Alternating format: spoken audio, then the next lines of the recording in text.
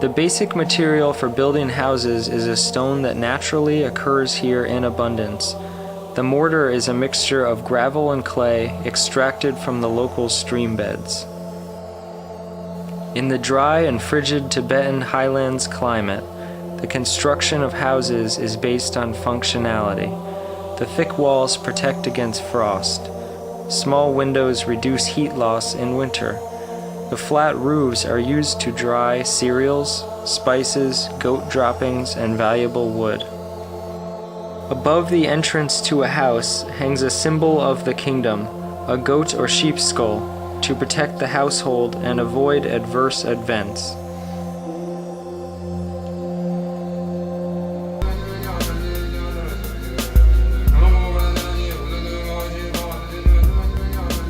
At the end of July, dozens of pilgrims and hundreds of tourists walk and admire the Nepal capital, Kathmandu.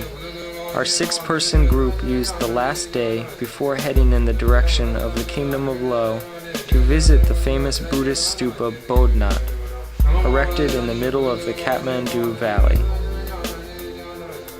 Long ago, this stupa began a trade route linking Lhasa to Kathmandu. At that time, merchants traveling to Tibet came to Bodhnath to entrust their care and safe journey to the gods.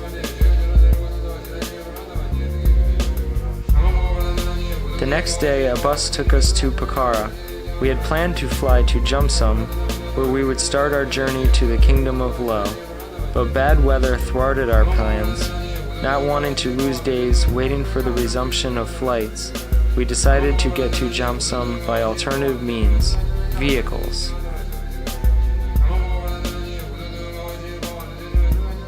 Jumsum was only 100 kilometers away, but little did we know how difficult those 100 kilometers would be.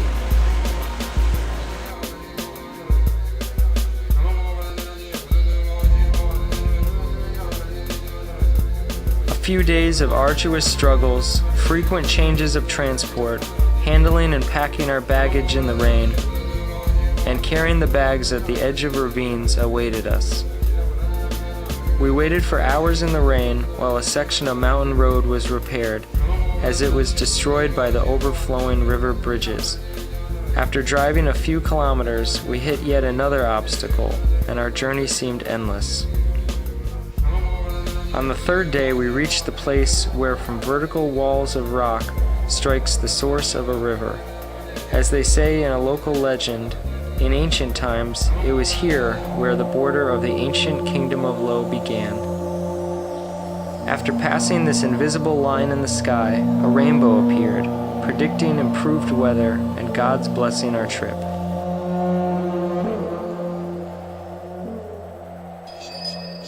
In one of the passing villages, we came across homemade traditional distillers of an alcoholic beverage called Raxi. This is wood, this is the steam.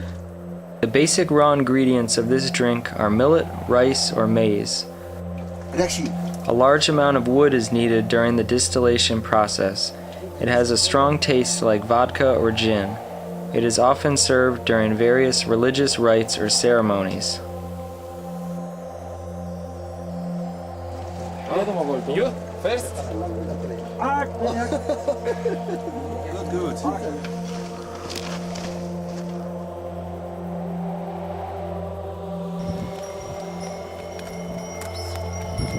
Throughout the kingdom are small chortens built of stone and clay, sometimes placed in unusual places, along the mountain passes, cliffs, and crossroads, which stand out against the monotonous steppe and desert landscape.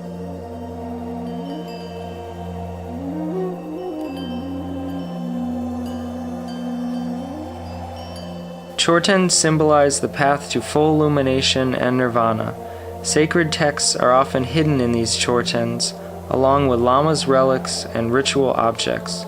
Tradition states that these temples must be passed in the direction of the sun in order not to bring calamity on the village. Sometimes triptychs or chortens are set on high passes, painted in black, white, and red, referring to the three elements: earth, wind, and fire. They are painted with natural dyes obtained from powdered rock.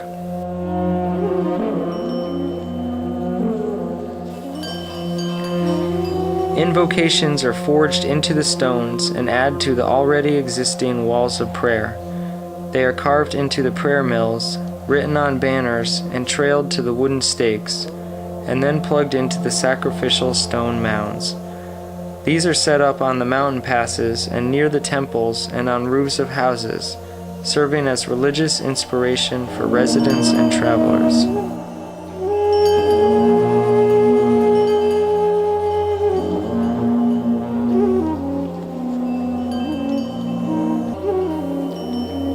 The importance and might of the kingdom, built centuries ago, owes thanks to controlling the salt trade route, which winds along the river Kali Gandaki, linking tropical India with the land of snow, Tibet.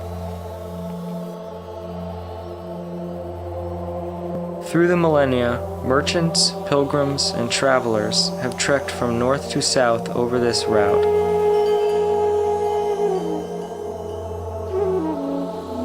The name Kali Gandaki translates as Black River. The river's water level varies during the day, reaching its highest point at noon. The main channel is fed by flowing streams from melting glaciers.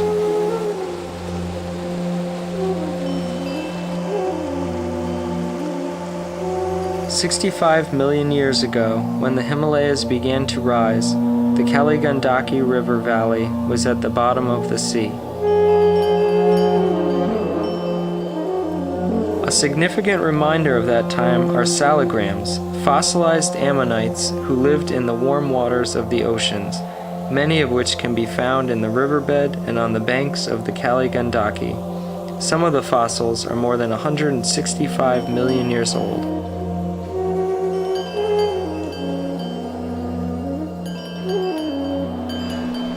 Opuściliśmy wioskę Jara, gdzie był w zasadzie nasz ostatni nocleg we wsi na trasie. Teraz kolejne 6 dni to już pod namiotami. Szliśmy tym korytem tej rzeki. Sporo przełażenia, sporo tak naprawdę brudzenia w tej wodzie, która bardzo szybko przybiera. Widać też z tego miejsca Luri Gompę, czyli bardzo znaną świątynię w okolicy buddyjską. Pięknie malowana stupa w środku wykuta jaskini. XIV wieku, przepiękny zabytek. Z dala już od głównych szlaków turystycznych, stąd tutaj ruch jest naprawdę niewielki. No a my jutro już będziemy nad Domoderkund, czyli świętym jeziorem dla hinduistów. Już dosyć wysoko, może być tam nawet śnieg. Także zmieniamy klimat na zimowy powoli.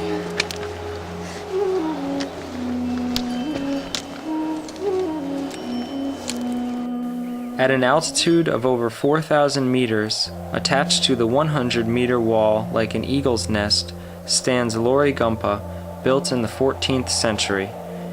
Inside can be seen the beautifully preserved Chorten and a wall full of frescoes dating back to the early times of Tibet.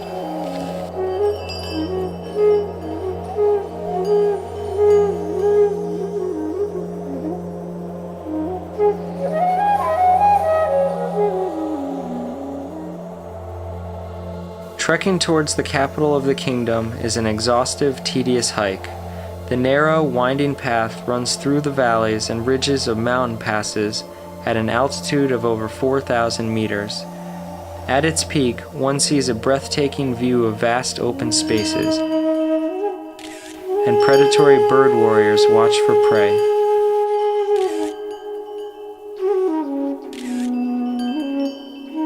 Big canyons attract the camera lens by the beauty of their shape.